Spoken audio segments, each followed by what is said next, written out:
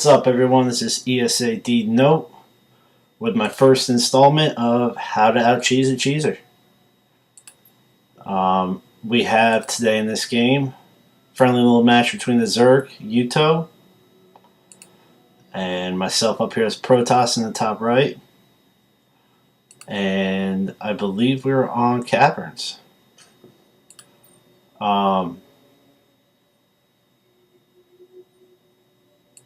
Let's just get into it, I guess, right?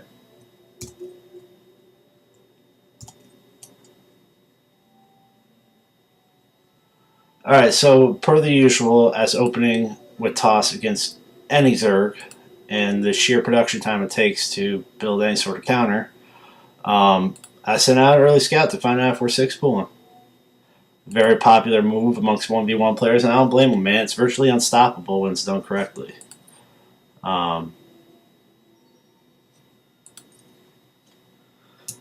So I got my little probe out here, doing a little investigation, seeing what's going on.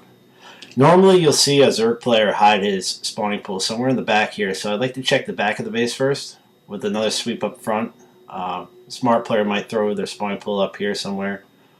We have our Zerg overlords going out to scout. And boom, I did see the spawning pool go down. I'll throw down a little pylon here for 2 reasons. 1, to do exactly this, get all his drones off the mineral line. And 2, if he doesn't spot it, it gives me the option to completely close off his ramp, trapping him effectively in his own base. I've seen the spawning pool. I don't have a forge up. I decided to go with the gateway. I always like to get Bob on the job as quickly as I can. And knowing that that spawning pool is out, I throw down a Bob with some chrono boost. Yuto getting smart, thinking that I was trying to cheese him with the photon cannon rush. Haven't done that since bronze. Now, this is a little late for him. He's got his spawning pool up. I mean, look at the supply count. We're at 18-18 here. And I've got my first Bob out. I don't see anything coming yet, so I'm going to try to put the pressure on him by sending Bob out to do his job. We pass each other in the middle here, spotting the lings. Not really concerned about that, man. You can see I already got Bob out. I have a huge gap in the front of my base, but if this went to Miggy, I'm tired of having to research Blink just to get my stalkers out of my base. So I throw down a couple more Bobs, realizing that's going to take 3 to block it. I'm chrono boosting the crap out of mine. Scared him off the first time, but he breaks through on the second. Now, guys, there's no need to panic. When you have zealots out on the field, you're fine. If those guys get into my mineral line, these 2 Bobs will clear them out. Look, see? Not an issue. While this is going on, we've missed my little action of he spawned a queen out down here. I got to slow this down so I can keep up with it. I was attempting to take his spawning pool out to kind of hamstring him early on. He did a great job of getting a queen up very quickly. Seeing that I had units produced at base. I was able to fight off his little push, no problem. Didn't lose a probe. Lost very little time on my mineral line, and actually have quite a bit of Bobs producing up top here. So I decided to put the pressure back on him. I had my zealot down here for quite a while. I know that he's got the queen up. I saw they hatched some lings out. But once again, 2 Bobs could do this job here. The queen's my primary concern. I sent this guy out around the long way. Just make sure that he's not trying anything funny over here and he's not on this zealot tower over here. Constant unit production, guys. I can't stress the importance of it. Whenever playing Zerg, I wish I had another gateway at this point. You'll see later on I completely back up these gateways. The push is coming in. He tries to go spine crawlers here. Don't know exactly what his thoughts were in that. He saw what I had. He knew I was going to get down here. These lings stand no chance whatsoever. He does some nice little micro work here with the queen. Only problem for him is I think my micro is just a little bare at this point. He does a nice job here of leading me back into the spine crawlers when they pop.